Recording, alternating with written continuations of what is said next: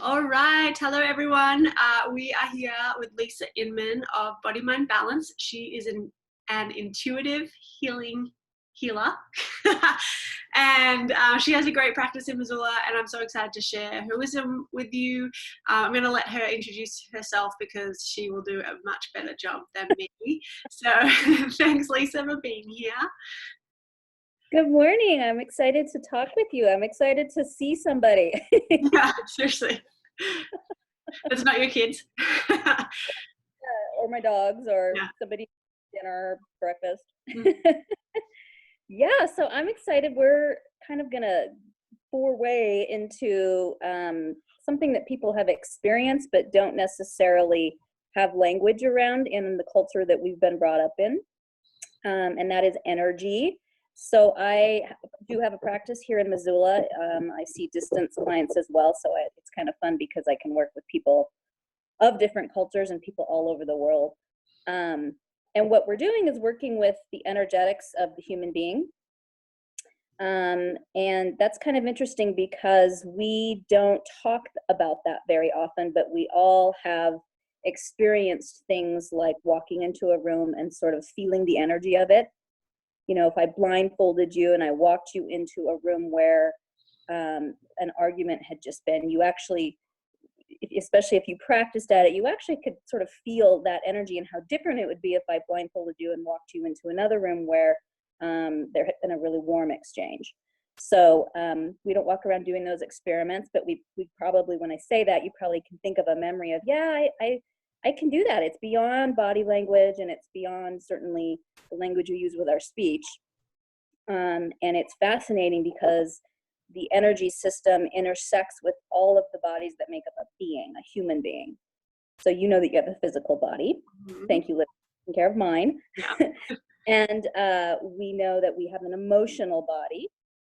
We know that we have a mental body. We have a spiritual body.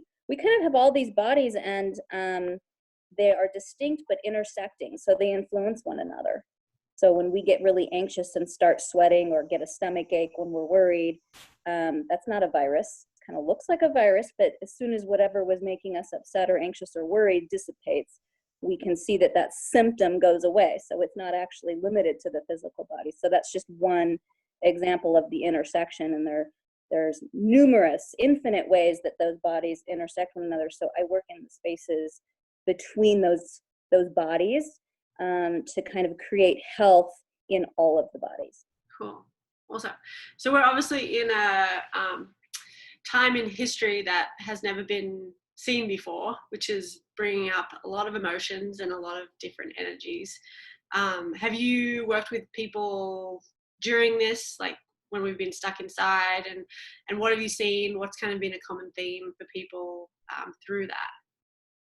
Yes, so certainly anxiety and uncertainty is not a comfortable place for the human being. We are hardwired to avoid change. Mm-hmm. So we get very comfortable in our routines. Change is usually okay if it's kind of in a certain parameter. You know, like I like a little growth, but I like to see where I'm going. Particularly if we can't see what's through the tunnel, we're like, no, Mm-hmm. that's actually neurological. And so what I'm seeing a lot of is people struggling with their energy in many ways. Certainly the anxiety and the overwhelm piece. But what we're finding is, you know, energy, you have an energy, I have an energy together, even via a distance right now, you and I, Liz, have an energy, that a third energy that we're both feeding into and getting fed from. Mm-hmm. We could extend that analogy all the way out to the entire, all of mankind right now. Wow. And so you and I are contributing to that, and we're also being fed from that. If you imagined energy as food, it was, you know, it's going out and it's coming in, it's going out and it's coming in. Mm-hmm. And so of course the collective energy, meaning the energy of all human beings right now, is, you know, I imagine it like, you know, trembling, shaking. It's just, Yeah, it's totally. very stressed. I'd say it's very, very stressed. Lots of emotion, not really very much of it, quote, good. Mm-hmm. What's fascinating is, you know, that's actually a good thing to feel that stress. Wouldn't something be wrong if we weren't stressed by these circumstances? That would not contribute to the survival of our species. So I always tell people things like stress and anxiety and worry, we don't try to label emotions as good or bad, although Americans do that a lot. We often talk about anger as being bad. And actually it's good in the right amounts, and if we can use it in the way that it's meant to be, which is as a highlight, as a trigger to come back to homeostasis, to use that feeling to resolve whatever's around you and creating kind of this mayhem. Mm-hmm. So what I can help people do is to kind of take a look at how they're contributing to that energy. Are you taking in too much of that negativity? Are you not finding an outlet or a way to make it be useful as it's meant to be? And we can actually begin to resolve this. This issue brings up many other issues that are unique to each of us. Mm-hmm. You know, many of us have maybe abandonment wounds or different sorts of familial patterns that being alone brings up. And so we have to acknowledge that it's not just what's happening in the world at large, it's what it's bringing up in us. It's the pattern that we see over and over throughout our lives, and that's what we want to resolve, is the patterning. Oh, cool. And then, so how can people kind of take their own, how do I want to frame this question? So you said we contribute personally to the collective consciousness, and then we are impacted by other people and what's happening. How can they, number one, contribute well, like positive stuff, even though they might be feeling negative or fearful or anxious or whatever that tough emotion is that maybe they don't like to feel? And then number two, how do they protect themselves from not taking in too much? Because obviously maybe we need to take, like you said, to preserve our species, we need to take in some of that negativity, I'll put it in quotation marks, but to then grow, but we all want to kind of create that barrier so it's not getting us to that overwhelm and shutdown position. That's the question, right? Like Yeah. we want to be engaged and present in our life. We don't want to be numbed out and avoiding. Mm-hmm. And yet it's painful. It stinks. Like it's not comfortable. And it will, if left to our own devices, we will often, the most healthy among us will occasionally dip into moments of despair. Mm-hmm. I mean, That's I've felt that. right. Yeah. It's normal, and there's something a little bit wrong with us if we weren't. You'd have to kind of go, gosh, why am I not looking at what's happening in reality? Mm-hmm. So what we want to do is certainly create health within ourselves, understanding that we both contribute to the collective and we can also be healed from the collective. Mm-hmm. So it's not just as simple as like, let me just hook in, because we're always hooked in. Mm-hmm. What we want to do is kind of create an understanding in and of ourselves, to be able to see our part and to be responsible for our part. That's really all that needs to be done with that. The second part of your question seemed to be around, well, what happens when any kind of strong emotion, what if you get too much of it? Mm-hmm. Yeah.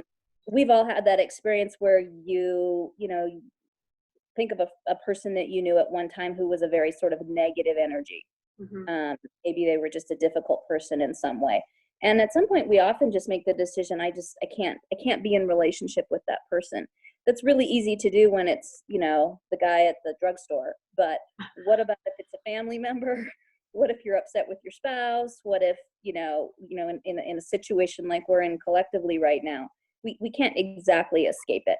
Mm-hmm. What we want to do is look at boundaries, and energy is really the foundation of boundaries. So I often see women in particular struggling with boundaries. Mm-hmm. Some of that is cultural, some of that is just part of being a woman in the world today. And as we get more and more versed in looking at that, what we can start to see is that we can kind of untangle from the holds that boundaries have had on us in the past. People will do a lot of mindset work. They might do a lot of therapy. They might get some sort of spiritual advisor. Those are all great things, working in all of the different bodies. But what we want to do is not forget the energetics in that equation. So it's great to do those things. I would never say don't get a therapist, don't do it, don't not do those things. Mm-hmm. Is that right? Don't not do those things. Whatever. Double negative. But definitely also don't ignore the energetics. And what affects energy is all of those other bodies. So when we've had some sort of trauma or injury around boundaries in our past, which we probably all have had at one time or another, that sort of leaves a mark on our energy. It sort of leaves a mark in our emotion. And so what happens is boundaries become fraught with that energy no matter what the boundary is around. So we can begin to resolve boundaries on multiple levels, never neglecting that the energy of that is important. We actually have an energy that sort of surrounds our body, that governs the way we read other people's energy. Mm-hmm. It's separate from our brain, which is fascinating. So we all see people who are really good at boundaries, and then we see people who are not at all good at boundaries. We could apply the most amazing techniques, the most perfect strategy. Here's what you need to do, but it fails. So it's obviously not a willpower issue. It's not an intelligence issue. It's actually an energy issue. And so when we kind of look at it from that system, we begin to create a different foundation for what's possible in their interactions. So I'm not waving a magic wand over people and saying, ta-da, they're fixed. I wish I could. Yeah. What we can do is sort of release old patterns, release old traumas and injuries, release old emotions around that. That creates the potential. Energy is potential. We create a new potential for a different interaction. Cool. Awesome. Is there any strategies that people could do today to help with that? Because obviously working with you is going to be take it to that next level when you have an outside observer helping you work through that stuff on a deeper subconscious level. But maybe that's not available, or it's not something that they're willing to try yet because it is kind of out there. But is there something that they could go, okay, today I'm going to work on my boundaries? What is some strategies that they could do? Our energy is affected by a lot because everything is made of energy. Mm-hmm. So when we start to realize how much around us contributes to our energy, we can start to make choices that are influential. Mm-hmm. We've had the experience of, being upset and going for a walk, and an hour later, the circumstances in our lives haven't changed, but we feel better somehow. Right. Our energy has changed, and it's same could be said of the type of food that we eat. Those things all have energy. Our food has each kind of food that you eat has different energy, separate from calories and macronutrients. The kind of environment that we are in. Are we sitting in front of the TV and Netflixing all day long versus interacting and playing a board game with our family, even though they cheat and we don't? Are we building relationships and interacting in a way that isn't so passive? That has a different energy, separate from how our emotions are. And so it opens us up to seeing how we can help ourselves. Mm-hmm. We also can start to look at different kinds of energy systems in our body. We've heard of meridians from acupuncture and chakras and all of those things. Those are just energy, where energy sort of tends to accumulate. And we can actually do some self-help techniques for ourselves to begin to move that energy through, from things as simple as easy movement, such as yoga or stretching or light walking, that will get energy moving so it doesn't stagnate, to beginning to learn how to tap on certain points. Some people you can use reflexology points or acupressure meridians. And you don't have to have a specific, you don't have to run out and buy a book. Often we're drawn to some of these techniques. The example I use the most often is when someone gets very surprising or shocking news, maybe a shocking phone call. What do? They put their hand to their chest right away, and they tend to breathe in and put their hand there. That's because that center, that's the thymus area, that is a center of energy that when we get very stressed and afraid quickly, that's what becomes that constriction there.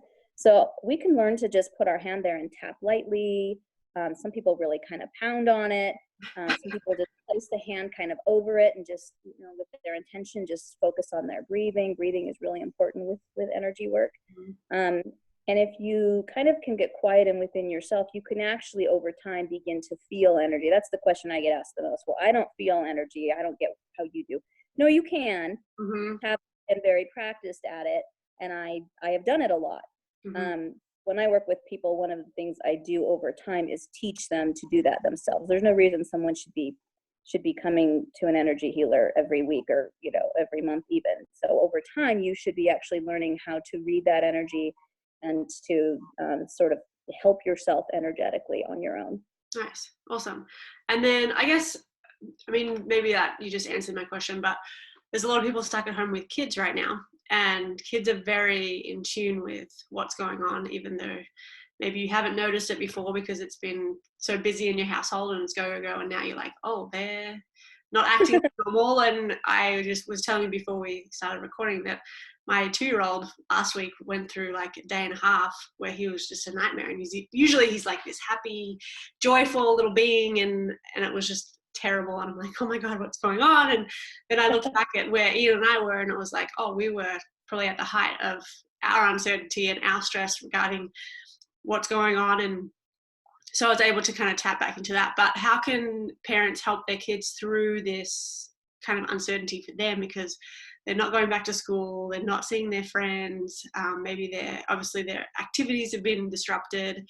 And so how do we kind of support them along the journey without necessarily stifling them and their themness, their uniqueness? Their themness, yeah. That's a good question.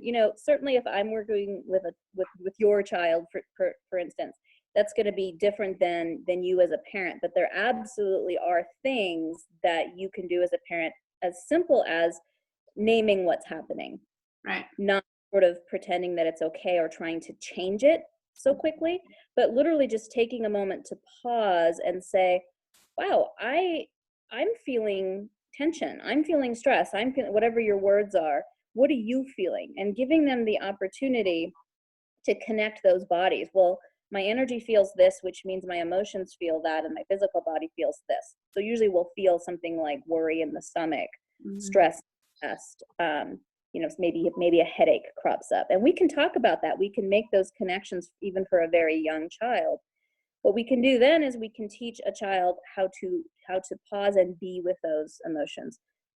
Nobody really wants to be with hard times, but actually that's the key for getting through them quicker. Right. And for growth, right? Yes, and to learn from them, exactly, to make them useful. So it's not like just grit your teeth and get through it as best you can. What we want to do is actually take that and make it useful, because that's what a negative, feeling or a negative energy is for. Right. Trigger a change is to trigger us to do something useful with that. So we can kind of shepherd our children through that process. What I did when my kids were really young is we would just pause, we'd sort of name it, we'd talk about, have we felt that before? And maybe we just take a moment to breathe and occasionally tap. Things like EFT or tapping are getting more and more popular these days, but you don't have to have a solid technique. There's no wrong way that you're going to do it. So I always tell parents, really just do what feels right. So if your child is kind of becoming dysregulated, the best thing to do is to focus on the breath. Usually hear your words right away. So we can focus on the breath, and we can focus on connecting the mind and body. And usually that can be done by tapping. So we can take our kids, we can maybe tap our body here for a few breath cycles, and just letting them get quiet and to the point where they can calm down just enough, calm their nervous system down just enough to name what they're feeling in order to basically release it. That naming process is really where the release begins. So you don't have to have some fancy like, oh my gosh, I need the magic wand to release it. Yeah, just totally. by identifying it and sort of thanking it, almost being respectful of that it showed up. I'm glad that it showed up. That shows my humanness. That shows that I'm here and I'm engaged in my life. That's a good thing. You notice that pretty quickly within a couple breath cycles. They're on to the next thing. Awesome. Cool. Well, that's all the questions I've got. Do you have anything else that you would like to share with us and the collective consciousness? No, I guess I would just say, everybody, is a time where one thing that we're really struggling with is wanting to, when we get scared, we want to take care of ourselves to the exclusion of others. So really just having in the background, in the back of our minds, to take care of myself, I need to take care of the collective. Mm-hmm. For some people, that might look like prayer, which is a form of energy exchange. Maybe I'm praying for my neighbor. Maybe I'm actually calling my neighbor and asking if they need my help. Maybe I'm simply thinking about them for a moment. Those are all, none of them are wrong. Mm-hmm. But really envisioning the way that we are connected to one another is a way that we can begin to draw upon the reserves for ourselves and for each other. Awesome. Thanks, Lisa. Thanks for sharing your Thank you wisdom. for having Yeah. me. Yeah. All right.